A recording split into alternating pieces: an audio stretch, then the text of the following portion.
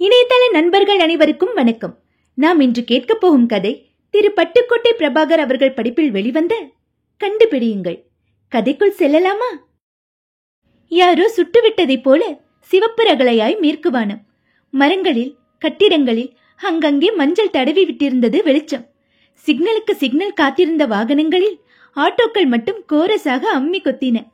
சென்னை நகரம் இரவு நேர யோக்கியத்தனங்களுக்கும் அயோக்கியத்தனங்களுக்கும் தயாராகி கொண்டிருந்தது.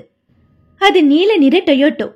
சரிவில் உருளும் கோலிகுண்டு போல வலிக்கு கொண்டு வந்து அந்த யுவா காம்ப்ளெக்ஸ் என்று இப்போதே நியான் விரயம் செய்து கொண்டிருந்த 8 மாடி கட்டிடத்தின் பார்க்கிங் பகுதியில் இடம் தேடி ஊர்ந்தது. நின்றது.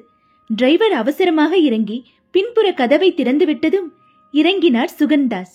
சுட்டி நீளம் டோய், பாடத்தூண்டும் வெள்ளையோடு வெள்ளை சஃபாரி சூட், தங்க செயின் கொத்த கண்ணாடி.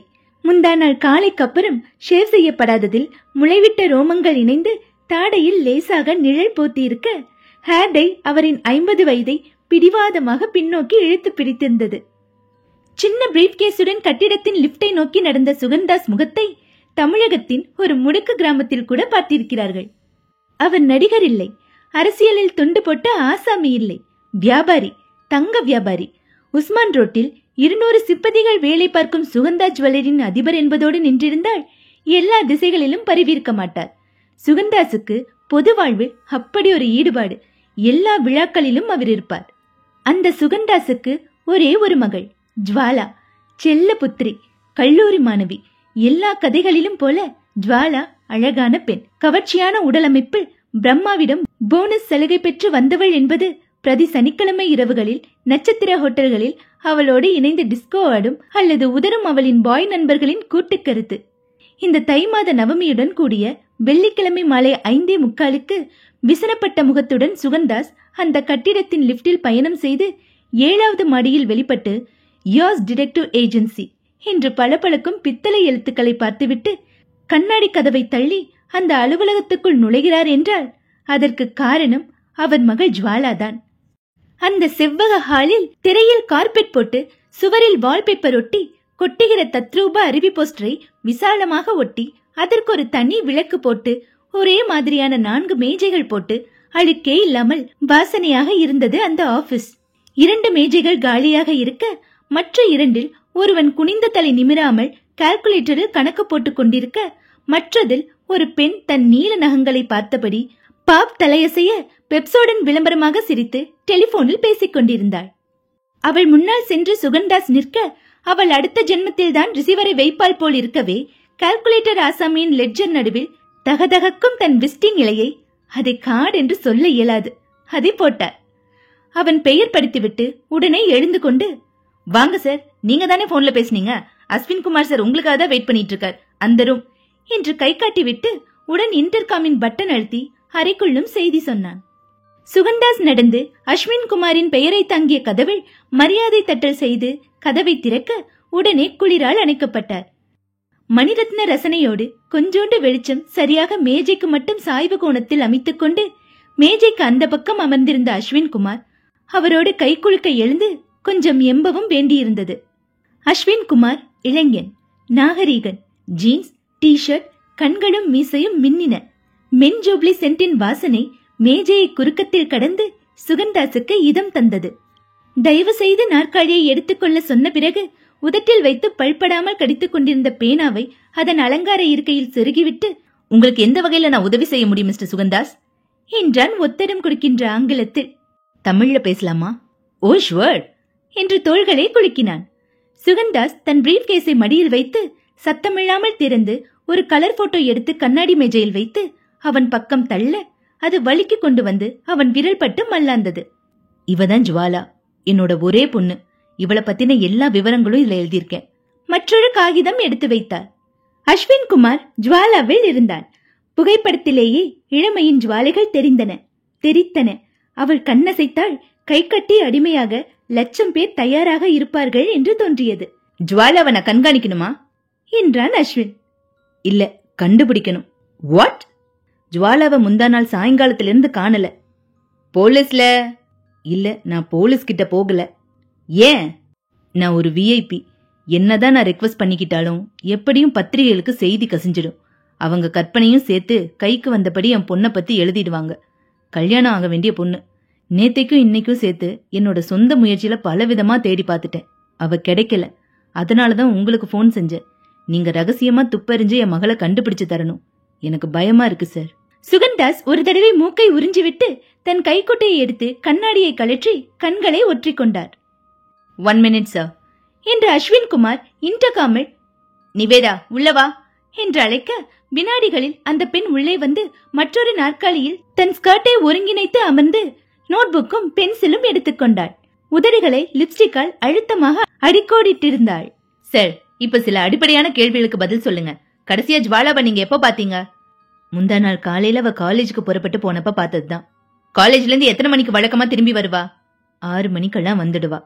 காணம்னு எப்படி உணர்ந்தீங்க? முந்தா நாள் ஜுவல்லரிய மூடிட்டு 9 மணிக்கு வீட்டுக்கு வந்தப்ப ஜுவாலா இன்னும் வரலன்னு வேலைக்காரங்க சொன்னாங்க. அவர் சொல்ல சொல்ல நிவேதா ஷார்ட் ஹேண்டில் எழுதி கொள்ள, அஸ்வின்குமார் பேப்பர் வெயிட்டை ஓசையில்லாமல் உருட்டியபடி மேற்கொண்டு கேட்டான். உங்க வீட்டுல யார் யார் இருக்காங்க? நானும் ஜுவாலாவும் தான். வேலைக்காரங்க எத்தனை பேர்? வீட்டுக்கு பின்னாடி குவார்டர்ஸ்ல தங்கி வேலை பாக்குறவங்க 3 பேர். சமையல்காரன், வேலைக்காரன், தோட்டக்காரன். வந்துட்டு போறவங்க 2 பேர். கூர்கா, டிரைவர். அவ்வளவுதான். ஜுவாலா காலேஜ்க்கு எப்படி போவா? காலையில என் கார்ல டிராப் பண்ணிட்டு நான் கடைக்கு போவேன். ஈவினிங் கார் சும்மா இருந்தா அனுப்பி வைப்பேன். வேலையா இருந்தா அவ ஆட்டோல திரும்பிடுவா. முந்தா நாள் ஈவினிங் எனக்கு ஒரு ஃபங்க்ஷன் இருந்ததுனால அவளை ஆட்டோல வர சொல்லியிருந்தேன். ஜுவாலாவோட ஃப்ரெண்ட்ஸ் எல்லாம் விசாரிச்சிங்களா? விசாரிச்சுட்டேன். அவ காலேஜுக்கு வந்திருந்ததா சொல்றாங்க. ஈவினிங் காலேஜ் முடிஞ்சதும் அவ எதுல போனா எங்க போனான்னு யாருக்கும் தெரியல. வேற எங்கேயும் போறதா அவ யார்கிட்டயும் சொல்லலன்றாங்க. சரி, இன்னைக்கு வரைக்கும் ஜுவாலா சம்பந்தமா உங்களை யாரும் போன்லயோ இல்ல வேற விதமாவோ கான்டாக்ட் பண்ணலையா? புரியுது சார். ஜுவாலாவை யாராவது கடத்திட்டு போயிருக்கலாம்னு நினைக்கிறீங்களா? எனக்கும் அந்த சந்தேகம் இருக்கு. ஆனா அவ காணாம போய் 48 மணி நேரம் ஆச்சு. இது வரைக்கும் அப்படி எவனுமே போன் செய்யலையே. அப்படி எவனாவது போன் செஞ்சு 10 லட்சம் தா 15 லட்சம் தான் மிரட்டி இருந்தா சத்தியமா நான் உங்ககிட்ட வந்திருக்க மாட்டேன். எனக்கு ஜுவாலா தான் முக்கியம். பணத்தை மூஞ்சில வீசி எறிஞ்சிட்டு அவளை மீட்டிருப்பேன். எந்த தகவலும் இல்லாம இருக்கிறதா எனக்கு ரொம்ப கவலையா இருக்கு. அப்போ ஜுவாலா தன் இஷ்டப்படி சுதந்திரமா தானே விரும்பி எங்கேயோ போயிருக்கலான்னு ஒரு முடிவுக்கு வரலாமா சார்? 2 நாளா எனக்கு தகவலே சொல்லாம அப்படி எங்க போவா? இந்த மாதிரி எல்லாம் அவன் நடந்துகிட்டதே கிடையாது.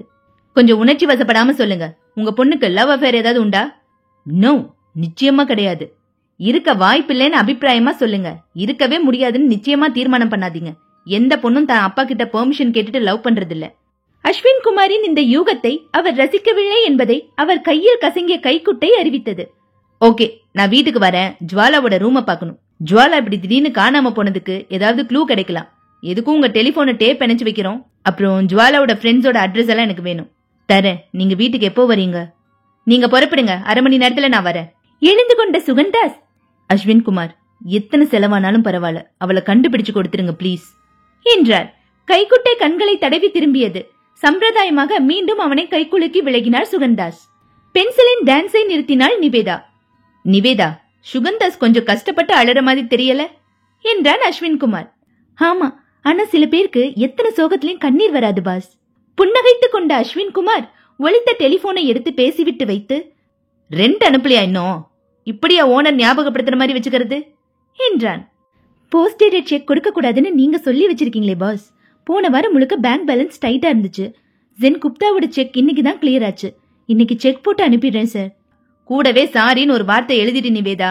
அப்புறம் இந்த சுகந்தாஸ் மேட்டர்ல பொறுத்த வரைக்கும் நான் சொல்ற சில விஷயங்களை செஞ்சு வச்சிடு. நோட் பண்ணிக்கோ. முதல்ல சுகந்தாஸ்க்கு ஜுவாலா சொந்த மகளான்னு தெரியணும். அவ காலேஜ்ல படிக்கிறது உண்மையா, இந்த போட்டோல இருக்கிறது தான் ஜுவாலாவா, இந்த அடிப்படையான தகவல்கள் எல்லாம் நீ கிளியர் செஞ்சிடு. சரி பாஸ். அப்புறம் இந்த 2 நாள்ல சிட்டில இளம்பெண் கொலைன்னு ஏதாவது ரிப்போர்ட்டிங் ஆயிருக்கான்னு பாரு. சிட்டில உள்ள எல்லா ஹாஸ்பிட்டலையும் மயக்கமான நிலைமையில பொண்ணு யாராவது அட்மிட் செய்யப்பட்டாங்களான்னு விசாரி. டிராபிக் டிபார்ட்மெண்ட்ஸ்லயும் ஆக்சிடென்ட் கேஸ் பத்தி விசாரி. இந்த தகவல் எல்லாம் சேகரிச்சு வை. நான் சுகந்தாஸ் வீட்டுக்கு போயிட்டு வந்துடுறேன். டெலிபோனுடன் இணைக்கிற வசதியுள்ள டேப் ரெக்கார்டரை பீரோவிலிருந்து எடுத்துக்கொண்டு தனது சுசுகி சாமுராயில் புறப்பட்டான் அஸ்வின்குமார். அத்தியாயம் 2. சுகந்தாஸின் பங்களாவை தூரத்திலிருந்து பார்த்த வினாடிலேயே ஒரு தாழ்வு மனப்பான்மை ஏற்பட்டது. கிட்டே வந்து பார்த்தபோது பங்களாவை ஒட்டடைக்க துவங்கினால் வேலை முடிய 2 மாதங்களாகும் போலிருந்தது. தமிழ் தெரிந்த கூர்கா. சொல்லி வைக்கப்பட்டிருக்க வேண்டும். பெயரை மட்டும் கேட்டுக்கொண்டு கேட்டை திறந்து விட்டான். பைக்கை போர்டிகோவில் டொயோட்டா காரின் அருகில் நிறுத்திவிட்டு இறங்கினான் அஸ்வின்குமார். விசில் அடித்தபடி காரை துடைத்துக் கொண்டிருந்த டிரைவர் உடனே விசிலை நிறுத்தி நாக்கை கடித்துக் கொண்டான். சார் உள்ள இருக்காரா என்று இவன் கேட்ட பிறகுதான் இவனை பார்ப்பது போல பார்த்து இருக்காரு என்றான். துடைக்கவில்லை என்றால் நடுநெற்றியில் சுடப்படுவாய் என்று உத்தரவிடப்பட்டவன் போல உடனடி வினாடியில் துடைக்க துவங்கிவிட்டான். அஸ்வின்குமார் அவன் அருகில் வந்து, தஞ்சாவூர் டிஸ்ட்ரிக்டா நீ என்றான் பைக் சாவியை சுழற்றியபடி. ஆமா, எப்படி சார் தெரியும்? தெரியும். பேர் என்ன? கிருஷ்ணப்பா. வீடெங்க? ராயபுரத்துல மார்க்கெட் பக்கத்துல. சைக்கிள்ல வந்துடுவேன், வேலை முடிஞ்சு சைக்கிள்லயே போயிடுவேன். ஜுவாலா எங்க போயிருப்பான்னு நினைக்கிற? நமக்கு என்ன சார் தெரியும், ஏதாவது தோணுதான்னு யோசிச்சு வை, கொஞ்ச நேரம் கழிச்சு மறுபடியும் உங்ககிட்ட கேக்குறேன். பங்களாவுக்குள் வந்தான். பங்களாக்கு கீழே ரோஜாக்கள் கொட்டி வைத்தது போல கம்பளம். சுகந்தாஸ் போனில், இன்னும் 2 நாள்ல ரெடி ஆயிடு சார், கவலைப்படாதீங்க என்று சொல்லி வைத்து, வாங்க அஸ்வின்குமார், நம்ம ஜேவிகேல திருப்பதி 7 கொண்டல வாடாக்கு 12 லட்சம் ரூபாயில வைரவால் செஞ்சு போடுறார். நம்ம கிட்டதான் ஆர்டர் கொடுத்திருக்கார். என்ன சாப்பிடுறீங்க என்றார். இருக்கட்டும் சார், ஜுவாலாவோட ரூம முதல்ல பாத்துறேனே, வாங்க. மாடிப்படிகளில் இருவரும் ஏறி மேலே வந்தார்கள். இதான் ஜுவாலாவோட ரூம் என்று அவர்கள் காட்டிய அரைவாசலில் வேலைப்பாடுகளுடன் கூடிய பாலிஷ் செய்யப்பட்ட தேக்கு மர கதவு மின்னல் அடித்தது. கதவை திறந்ததும் கையில் மைக்குடன் ஆளுயரத்திற்கு நின்று வரவேற்றார் பொடியின் விவகாரத்தில் சமாதானமாக போய்விட்ட மைக்கேல் ஜாக்சன். அருகில் ரூல்டு நோட்டு போல தலையில் வரி வரியாய் கட்டிங் செய்து வைத்திருந்த அப்பாச்சி இந்தியன். அப்புறம் கையில் மட்டையோடு அவர் எனர்ஜி கபில் தேவ். மேலுதடு முழுக்க மீசைக்குள் பதுக்கி வைத்த கமல்ஹாசனின் வெற்று மார்பிள் லிப்ஸ்டிக்கின் தீற்றல் இருந்தது. இடுப்புயரத்திற்கு ஸ்பீக்கர் பாக்ஸ்களுடன் அதிர அதிர சங்கீதம் சொட்ட தயாராய் 1000 வாட்ஸ் மியூசிக் சிஸ்டம். தண்ணீர் படுக்கை. அங்கே உள்ள குப்பைகள் போல எரியப்பட்டிருந்த சிடி பாக்ஸ்கள், வீடியோ கேசட்டுகள், குப்பரப்படுத்து மல்லாந்தப்படுத்த புத்தகங்கள். ஒரு புத்தகத்தை எடுத்து தலைப்பு பார்க்க only between you and me என்று போட்டிருந்தது. மழுப்பலான அட்டை படத்தில் உற்று பார்த்தால் அவள் எதுவும் அணிந்திருக்கவில்லை என்று தெரிந்தது. ரொம்ப உற்று பார்க்க சங்கடமாக இருந்ததால் வைத்து விட்டான். நான் கீழே வெயிட் பண்றேன், நீங்க பொறுமையா இந்த ரூம் முழுக்க நல்லா சோதனை போட்டுட்டு வாங்க. சுகந்தாஸ் வெளியேறினார். வார்ட்ரோபுகளை திறந்து வியந்தான். ஒரு கடை பிடித்து சுகந்தாஸ் ரெடிமேட் என்று போர்டு வைத்து வேறு முதலீடே இல்லாமல் இந்த உடைகளை வைத்து வியாபாரம் செய்ய துவங்கிவிடலாம். வரிசையாக பல நிறங்களில் தொங்கிய அந்தரங்க உடைகளை தனியாக சென்று பார்ப்பதிலேயே ஒரு ஜில் இருந்தது. மனம் கற்பனைகளுக்கு சென்றது. மனத்தையும் உடல்களையும் களைத்து தேட துவங்கினான். 1 மணி நேரம் கழித்து சோர்ந்து போன முகத்துடன் கீழே இறங்கி வந்த அஸ்வின்குமார் தன் உதடுகளை பிதுக்கினான். அவங்க காணாம போனதோட சம்பந்தப்படுத்துற மாதிரி குறிப்பா எதுவும் கிடைக்கல. ஆனா அவங்க உபயோகிக்கிற பொருளை வச்சு, படிக்கிற புக்ஸ் எல்லாம் வச்சு அவ ரொம்ப மாடர்னான ஒரு டோன்ட் கேர் டைப் பொண்ணா என்னால யூகிக்க முடியுது சார். வாஸ்தவம், கேர் பண்ணிக்கிற பொண்ணா இருந்தா அப்பா கவலைப்படுவாரேன்னு யோசிக்காம இப்படி தகவல் கொடுக்காம இருப்பாளா என்றார் சுகந்தாஸ். உட்காருங்க, இப்ப காஃபி சாப்பிடலாமா? பாண்டியா, 2 பேருக்கும் காஃபி எடுத்துட்டு வா என்றதும் ஒரு பித்தளை பூச்சாடியை துடைத்துக் கொண்டிருந்தவன் உள்ளே சென்றான். காஃபியோடு வந்தான். டீப்பாயில் வைத்த போது அவன் விரல்களையே கவனித்தான் அஸ்வின்குமார். கருடாழ்வார் போல நகங்கள். அவனுடைய நகங்களை வெட்ட வேண்டும் என்று தீர்மானித்தால் நெயில் கட்டர் கத்தரியெல்லாம் உதவாது. அச்சாபீஸின் கட்டிங் மிஷினுக்குத்தான் அழைத்துச் செல்ல வேண்டும். நகரப்போன பாண்டியனை, ஒரு நிமிஷம் நில்லுப்பா என்றான் அஸ்வின்குமார். என்ன சார் என்றான் படு பவ்யமாக. ஜுவாலா ஏதாவது சாமான்கள் கேட்டா வாங்கி தருவியா? ஓ, வீடியோ லைப்ரரிக்கு என்னதான் சார் அனுப்புவாங்க? அவங்களோட சொந்த உபயோகத்துக்கு என்னென்ன வாங்கி கொடுத்திருக்க? பேட்டரி கேட்பாங்க. சில சமயம் அந்த தெருமுனையில மிக்சர் கடை இருக்குல்ல சார், அங்க வந்து சூடா பக்கோடா கேட்பாங்க. கோந்து, கார்பன், காகிதம்னு படிப்பு சம்பந்தமாலாம் கேட்பாங்க. முக்கியமானதை விட்டுட்டியே, இது நீதானே வாங்கி கொடுத்த? அஸ்வின்குமார் தன் பாக்கெட்டில் இருந்து அந்த மென்தால் சிகரெட் பாக்கெட்டை எடுத்து டீப்பாயின் மேல் வைத்தான். வாட் நான்சென்ஸ் இஸ் திஸ் என்றார் சுகந்தாஸ். பதறாதீங்க சார், ஜுவாலாவோட ரூம்ல இருந்தா எடுத்தேன். கொஞ்சம் காட்டமா விறுவிறுன்னு இருக்கிற மென்தால் சிகரெட். சொல்லுப்பா, இத நீதானே வாங்கி கொடுத்த? பாண்டியன் தயங்கினான். பின்னந்தலையை பீத்து விடுவது போல தேய்த்தான். சொல்டா ராஸ்கல், பதில் சொல்டா கத்தினார் சுகந்தாஸ். ஆமாங்க, யார்கிட்டயும் சொல்லாதேன்னு சொல்லி காசு கொடுத்து வாங்கிட்டு வர சொல்லுவாங்க. தினம் ஒரு பாக்கெட்டா? ஐயோ இல்லீங்க, வாரத்துக்கு ஒரு தடவை. நான் கூட சொன்னீங்க இதெல்லாம் வேணான்னு. அதுக்கு அவங்க, இது தலைவலிக்கு நல்லது பாண்டியா, உனக்கு தெரியாதுன்னு சொல்லிட்டாங்க. அப்புறம் வேற என்னெல்லாம் வாங்கி கொடுத்திருக்க? சத்தியமா வேற எதுவுமே வாங்கி கொடுத்தது இல்லைங்க. சுகந்தாஸ் அந்த சிகரெட் பாக்கெட்டை கையில் எடுத்து பார்த்து, ஏன் மகளா, என்னால நம்பவே முடியலையே என்றார். இன்னைக்குள்ள தலைமுறைக்கு எல்லாத்தையும் அனுபவிச்சு பாக்குற துடிப்பு இருக்குது சார். இதுல ஆச்சரியப்படுறதுக்கு எதுவும் இல்ல. ஜுவாலாக்கு இன்னொரு முகம் இருக்கணும். அவளோட நெருங்கி பழகிற தோழிகளை விசாரிக்கணும். சுகந்தாஸ் தயாராக எழுதி வைத்திருந்த 7 பெண்களின் விலாசங்கள் கொண்ட காகிதத்தை நீட்டினார். ஜுவாலாக்கு இந்த 7 பேரும் ரொம்ப க்ளோஸ். வீட்டுல ஒரு சின்ன விருந்தானாலும் சரி, பிக்னிக் போறதா இருந்தாலும் சரி, இந்த 7 பேர் இருப்பாங்க. ஐசி, உங்க வீட்டோட இருக்கிற சமையல்காரனையும் தோட்டக்காரனையும் கூப்பிடுங்களேன், பாத்து வச்சுக்கிறேன். தோட்டக்காரன் துரைசாமி அவன் ஊர்ல திருவிழான்னு ஊருக்கு போய் 4-5 நாள் ஆச்சு. சமையல்காரனை வர சொல்றேன். போடா, போய் நல்ல தம்பிய வர சொல்லு. நல்ல தம்பி வேஷ்டி, கை வைத்த பனியன், தோளில் சிகப்பு ஈரலை துண்டோடு வந்தார். அத்தியாயம் 3. அஸ்வின்குமார் தன் டிடெக்டிவ் ஏஜென்சியின் அலுவலகத்திற்கு திரும்பிய போது நிவேதாவும் ஹரியும் அவனுக்காக காத்திருந்தார்கள். மணி செல்வண்டுகளின் பின்னல்களுடன் கூடிய 9:30.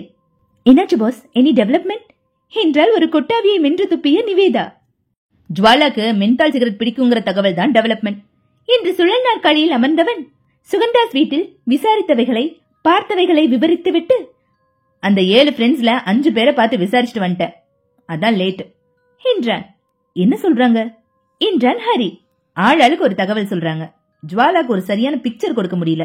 சனிக்கிழமை தவறாம டிஸ்கோ ஆடுவாளாம், மெடிடேஷன் கிளாஸ்க்கும் போவாளாம். ஜுவாலாவோட ரூமை பார்த்தவங்களுக்கு அவளுக்கு தியானம் தெரியும் நம்புறது ரொம்ப சிரமமா இருக்கும். லவ் உண்டாமா என்றாள் நிவேதா. அந்த கேள்வி கேட்டா ஏதோ கெட்ட வார்த்தையை சொல்லிட்ட மாதிரி பாக்குறாங்க அவளோட ஃப்ரெண்ட்ஸ். அப்ப பாய் ஃப்ரெண்ட்ஸ் நிறைய பேர் உண்டா. சில அட்ரஸ் வாங்கிட்டு வந்திருக்கேன், நாசுக்கா விசாரிக்கணும். உன்ன சேகரிக்க சொன்ன தகவல் என்னாச்சு? விசாரிச்சிட்டேன் பாஸ், அப்படி எதுவும் கொலை ரிப்போர்ட் ஆகல, நோ ஆக்சிடென்ட்ஸ் என்றாள் நிவேதா. சுகந்தா சொன்ன தகவல்கள் ஐஎஸ் முத்திர குத்துன உண்மைகள். உங்களோட கெஸ் என்ன பாஸ்? அந்த வீட்ல எந்த வேலைக்காரனோட பார்வையும் சரியில்லை, ஏதோ நடந்திருக்கு. உதாரணமா நான் ஒரு கற்பனை சொல்றேன். தம் மகள் பத்தி உயர்வா நினைச்சிட்டு இருக்கிற சுகந்தாஸுக்கு ஜுவாலா பத்தி ஒரு அதிர்ச்சியான செய்தி வருதுன்னு வச்சுக்கலாம். அவர் என்ன செய்வாரு? கூப்பிட்டு கண்டிப்பாரு என்றான் ஹரி. கண்டிக்கிறப்ப ஜுவாலா எதிர்த்து பேசி ஆத்திரத்தை துண்ண என்ன செய்வாரு? அறைவாரு என்றாள் நிவேதா. அடிக்கிறப்போ படாத இடத்துல அடி செமத்தியா விழுந்தா ஜுவாலா என்னவா? மை காட், ஜுவாலா எதேச்சா செத்து போய் சுகந்தாஸ் அதை மறைச்சு மகள் காணாம போனதா நாடகம் ஆடிட்டு இருக்காருன்னு நினைக்கிறீங்களா பாஸ்? எல்லா விதமாவும் நினைக்க வேண்டியது நம்ம கடமை நிவேதா. தோட்டக்காரன் துரைசாமி அவனோட சொந்த ஊர் பல்லடத்துக்கு திருவிழாக்காக போயிருக்கிறதா சொன்னாரு.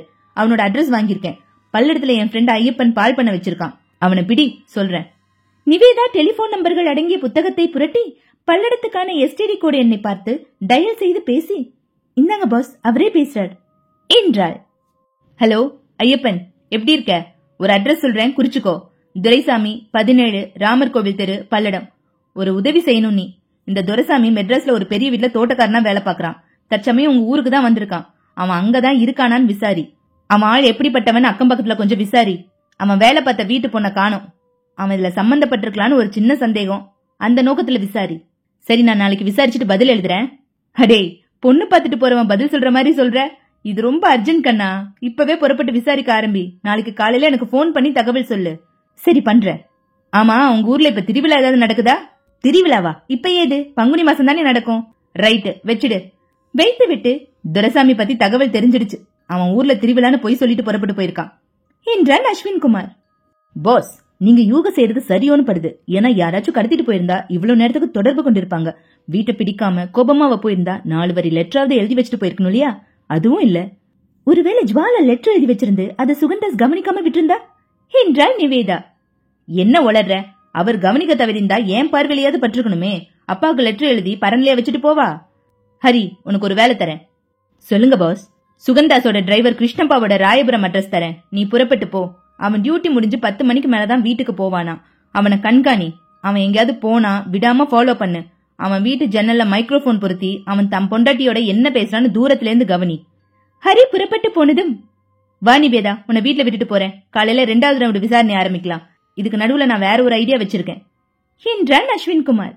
அத்தியாயம் 4.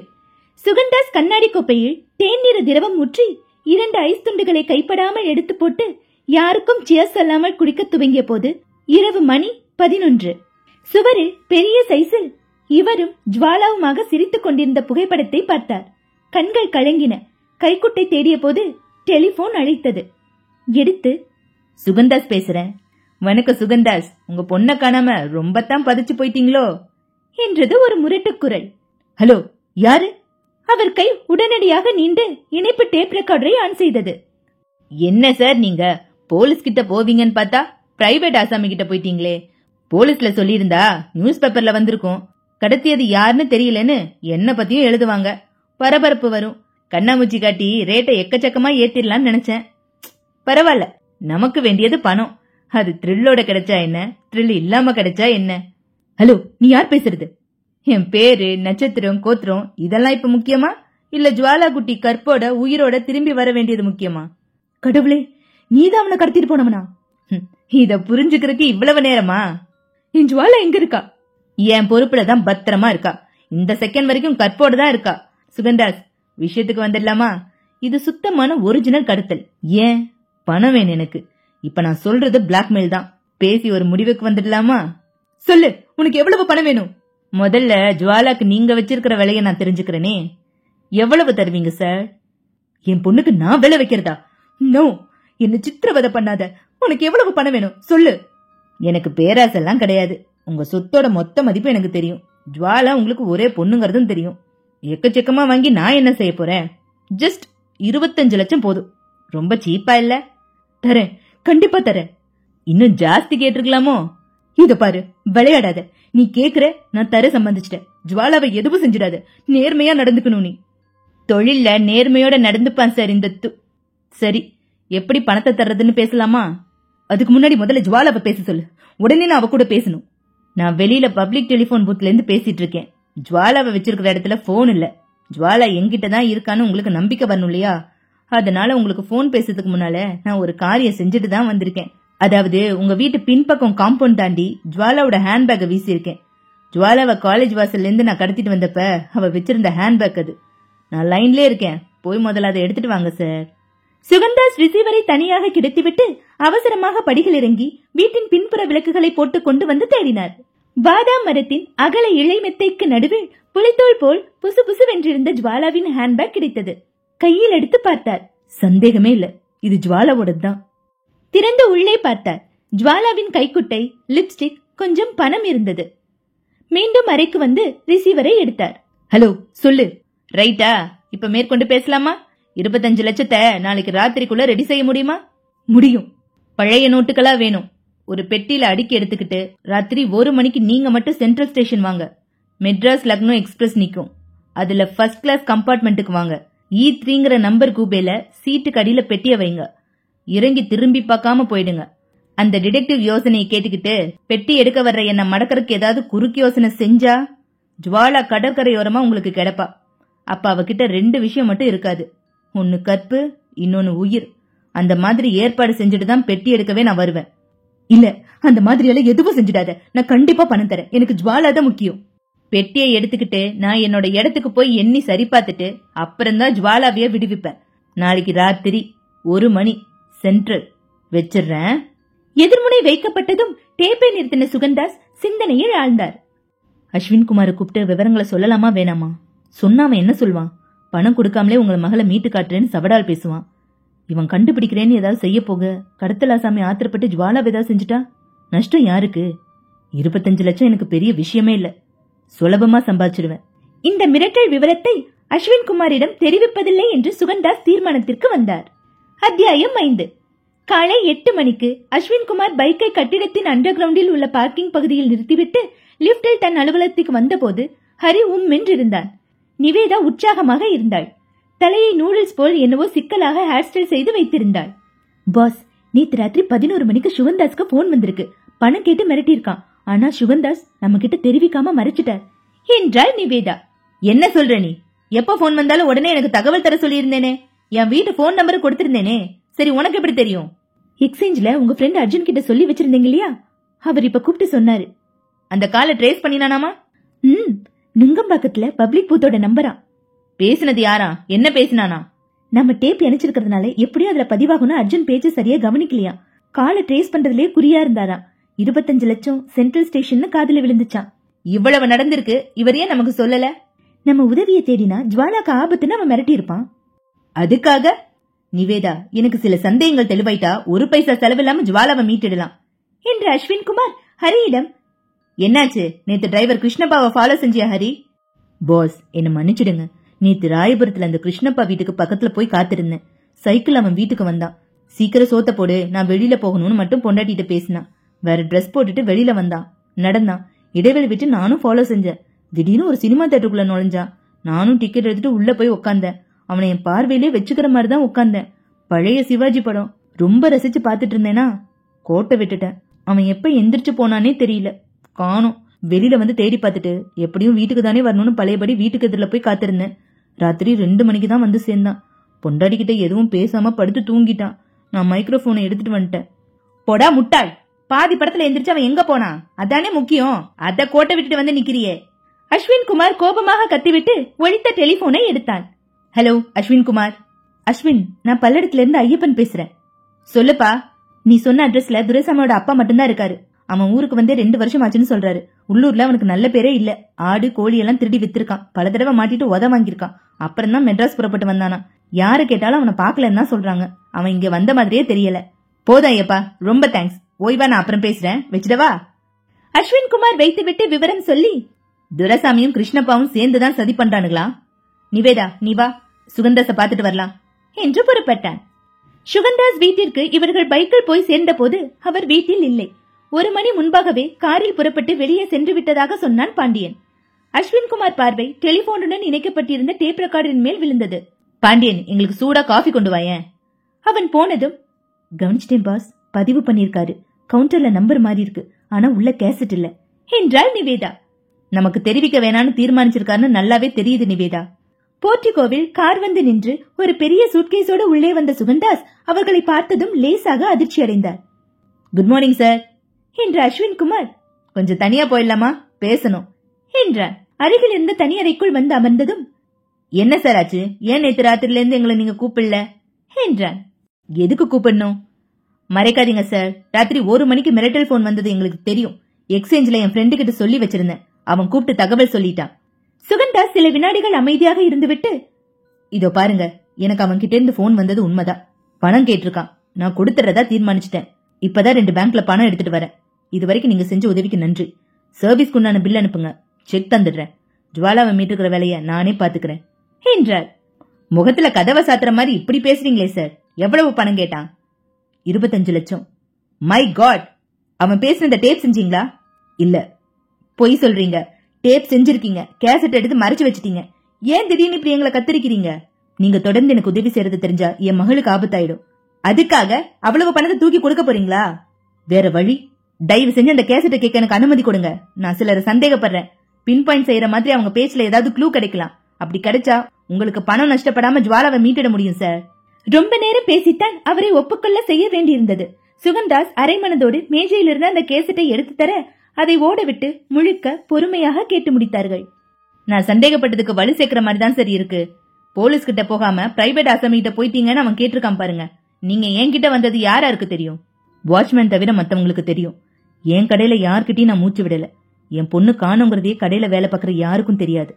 நடுவுல ஒரு இடத்துல தம் பேரை தூணு சொல்ல ஆரம்பிச்சு நிறுத்திருக்காங்க, கவனிச்சிங்களா என்றாள் நிவேதா. நான் கவனிக்கலையே என்றார்.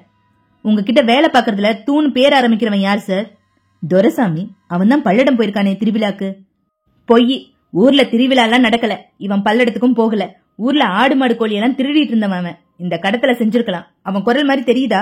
யோசிங்க. அப்படி சொல்ல முடியாது, ஆனா எங்கேயோ கேட்ட குரல் மாதிரி தான் தெரியுது. அவசரப்படாதீங்க. ராத்திரி 1 மணிக்கு தானே சென்ட்ரல் ஸ்டேஷன் வர சொல்லிருக்கான். அதுக்குள்ள அவனை பிடிக்க முடிஞ்சா உங்களுக்கு சந்தோஷம் தானே? வேணாம், நீங்க இப்போ அவனை விசாரிக்க போக அவனுக்கு அது தெரிய வந்து ஆத்திரமாயிட்டா பாதிக்கப்பட போறது ஏன் ஜுவாலா சார். கடத்திட்டு போய் பணம் கேட்டு மிரட்டுறது வேற எவனா இருந்தாலும் பரவாயில்ல, இல்ல அது துரைசாமியாவே இருந்தாலும் சரி. நான் விவகாரம் பண்ணிக்க தயாரா இல்ல. உதவுங்கன்னு உங்ககிட்ட வந்தது நான் தான். உதவினது போதும்னு இப்ப சொல்றதும் நான் தான். கண்டிப்பா சொல்றேன். இதுக்கு மேல நீங்க இதுல மெனக்கெட தேவையில்லை. அப்ப புறப்படுறீங்களா என்றார் சுகந்தாஸ் கராராக. அப்புறம் உங்க இஷ்டம் சார். எழுந்து கொண்டான் அஸ்வின் குமார். அவனை தொடர்ந்து வெளியேறினாள் நிவேதா. போர்டிகோவில் கார் அருகில் நின்று புத்தகம் படித்துக் கொண்டிருந்த டிரைவர் கிருஷ்ணப்பாவின் தோளில் கை வைத்தான் அஸ்வின் குமார். அவன் சின்ன திடுக்கிலுடன் திரும்பி பார்த்து, என்ன சார்? நேத்து சிவாஜி படம் இருமலர்கள் ரொம்ப நல்லா இருந்துச்சு இல்லையா? நானும் வந்திருந்தேன். உன்னை தியேட்டர்ல பார்த்தேன். அவன் சற்று தடுமாறி, ஆமா. அதென்ன பாதி படத்துல எந்திரிச்சு போயிட்ட நீ? கவனிச்சீங்களா?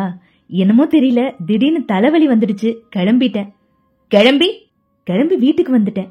சற்றென்று அவன் சட்டையை பிடித்தான் அஸ்வின் குமார்.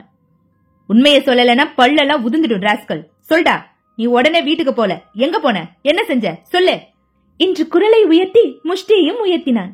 எத்தனையோ பேர் செய்யற தப்புதான். நான் மட்டும் என்ன புதுசா செஞ்சுட்டேன்? கையிடுங்க சார். ராஜகுமாரின்னு ஒரு சாப்பாட்டு கடைக்காரிய தொடுப்பா வச்சிருக்கேன். அவ வீட்டுக்கு போயிட்டு அப்புறம் தான் என் வீட்டுக்கு போனேன். அதுக்கு என்ன இப்போ என்று நெஞ்சை நிமிர்த்தி கொண்டு கேட்டான். அவனை முறைத்தபடி விடுவித்து விட்டு பைக்கில் அமர்ந்தான் அஸ்வின் குமார். பின்னால் நிவேதா அமர்ந்ததும் புறப்பட்டு சீறினான். இப்ப என்ன செய்ய போறோம் பாஸ்? சுகந்தாஸ் ரொம்ப உணர்ச்சி வசப்பட்டு பேசுறாரு. ஆனா இந்த கேஸை இப்படி திடுத்துப்புன்னு நான் விட போறதில்ல. அவருக்கு அந்த பணமும் நஷ்டமாக கூடாது, ஜுவாலாவையும் மீட்கணும், அந்த பிளாக்மெயிலரையும் பிடிக்கணும். இப்ப நேரா நீங்க சைதாப்பேட்ட போறீங்க, கரெக்டா என்றாள் நிவேதா. What next? உன்னை ஆபீஸ்ல விட்டுட்டு நான் ஜுவாலாவோட இன்னும் விசாரிக்காத ஃப்ரெண்ட்ஸை போய் விசாரிக்க போறேன்.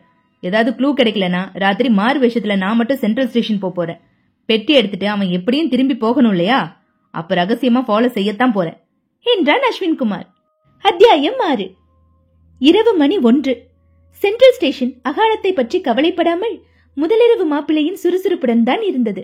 சூட்கேஸ்களை தூக்கிச் செல்வோர், நடத்திச் செல்வோர் என நிறைய பேர் தங்கள் ரயில்களுக்கு நடக்க, சுகந்தாஸ் மெட்ராஸ் லக்னோ எக்ஸ்பிரஸ் ரயிலை குறிவைத்து பெரிய சூட்கேஸுடன் நடந்தார்.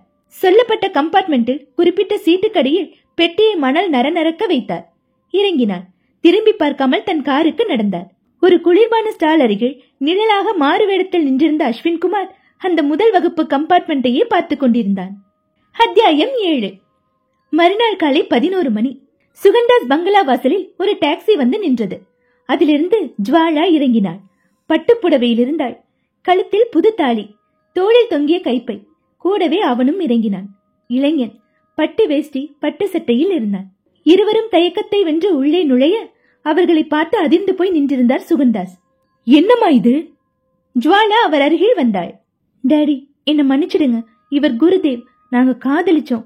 எங்க காதலுக்கு நீங்க சம்மதிக்க மாட்டீங்கன்னு நினைச்சுதான் நாங்களே ரகசியமா போய் எங்களை தயவு செஞ்சு ஆசீர்வாதம் பண்ணுங்க என்றாள். கொஞ்சம் இரு. போன்ல பேசினது இவன் தானே? எதுக்காக மிரட்டி பணமும் வாங்கினா? போனா? என்னப்பா சொல்றீங்க நீங்க? காலையில கல்யாணம் பண்ணிக்கிட்டு நேரா திருப்பதியில இருந்து வரோம். 2 நாள் அங்கதான் தங்கி இருந்தோம். இன்னைக்குதான் முகூர்த்த நாள். எடுத்த மட்டும் குறிப்பிடாம மத்த எல்லா விஷயத்தையும் நான் தான் விவரமா எழுதி வச்சுட்டு போயிருந்தேனே. எழுதி வச்சுட்டு போனியா? எதுல என்றார் புரியாதவராய். என்னோட டைரியிலப்பா. என்ன காணோனதும் தகவலுக்காக நிச்சயமா நீங்க என் ரூமுக்கு வருவீங்கன்னு டைரியில எல்லாத்தையும் எழுதி வச்சு உங்க கண்ணுல படுற மாதிரி மேஜ மேலேயே டைரிய வச்சிருந்தேனே டாடி. நான் கவனிக்கவே இல்லையேமா. என்னோட வாங்க, காட்டுறேன். ஜுவாலாவை எல்லாரும் தொடர்ந்து அவள் அறைக்கு வர, இந்த மேஜையில இதே இடத்துலதான் வச்சேன், காணுமே. எங்க டாடி? அது சரி, கபோர்ட்குள்ள வச்சிருந்த இந்த ஹேண்ட்பேக் மேஜை மேல கிடக்கு. புளித்தோல் போல இருந்த அந்த ஹேண்ட்பேக்கை எடுத்து காட்டி கேட்டாள் ஜுவாலா. ஜுவாலா, நீ போனப்ப இந்த ஹேண்ட்பேக் எடுத்துட்டு போலையா என்றார் அதிர்ச்சியுடன் சுகந்தாஸ்.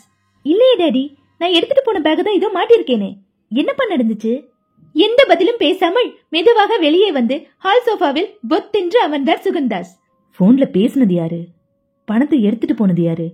கடத்தல்னு என்ன சாமர்த்தியமா நம்ப வச்சது யாரு? முதலாளி என்று உள்ளே பதைப்பதைப்போடு வந்தான் தோட்டக்காரன் துரைசாமி. நம்ம பாப்பாவை காணோன்னு கூர்க்கா சொன்னா, அப்படியா என்று நிமிர்ந்து ஜுவாலாவை பார்த்து, தோ இருக்காங்களே என்றான்.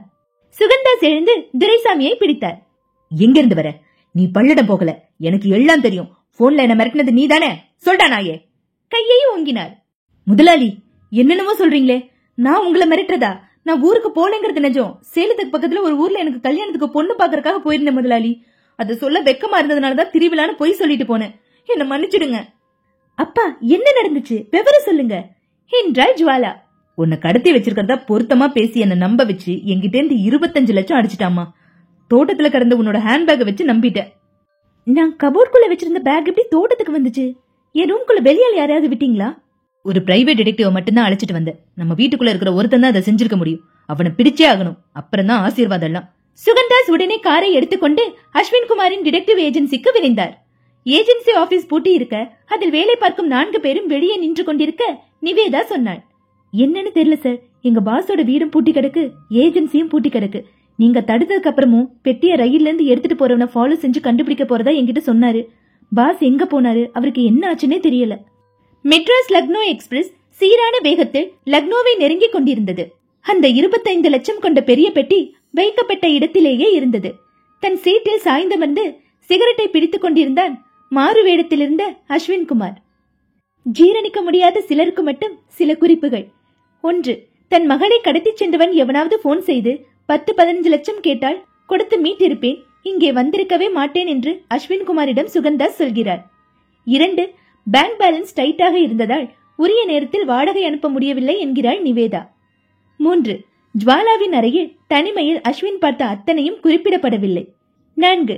ஜுவாலாவின் தோழிகளை விசாரித்து விட்டதாக அஸ்வின்குமார் நிவேதாவிடம் சொல்கிறானே ஒழிய யாரையும் விசாரித்ததாக காட்டப்படவில்லை. 5.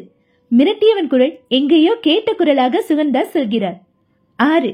ராத்திரி சென்ட்ரல் ஸ்டேஷனுக்கு தான் மட்டும் செல்வதாக ரொம்ப ஜாக்கிரதையாக சொல்கிறான் அஸ்வின்குமார். 7. டிடெக்டிவ்ஸ் என்பவர்கள் தப்பே செய்யாத தனி ஜாதி அல்ல. அவர்களிலும் விதிவிலக்காக ஒரு சபல அஸ்வின்குமார் இருக்கலாம். முற்றும். என்னங்க, கதை பிடிச்சிருக்கா? இந்த கதை, நான் சொல்ற விதம், இதெல்லாம் உங்களுக்கு பிடிச்சிருந்தா வழக்கம் போலதான் ப்ளீஸ் இந்த சேனலை சப்போர்ட் பண்ணுங்க, லைக் பண்ணுங்க, கமெண்ட் பண்ணுங்க, ஷேர் பண்ணுங்க, சப்ஸ்கிரைப் பண்ணுங்க. ப்ளீஸ் சப்ஸ்கிரைப் பண்ணுங்க. தேங்க்யூ.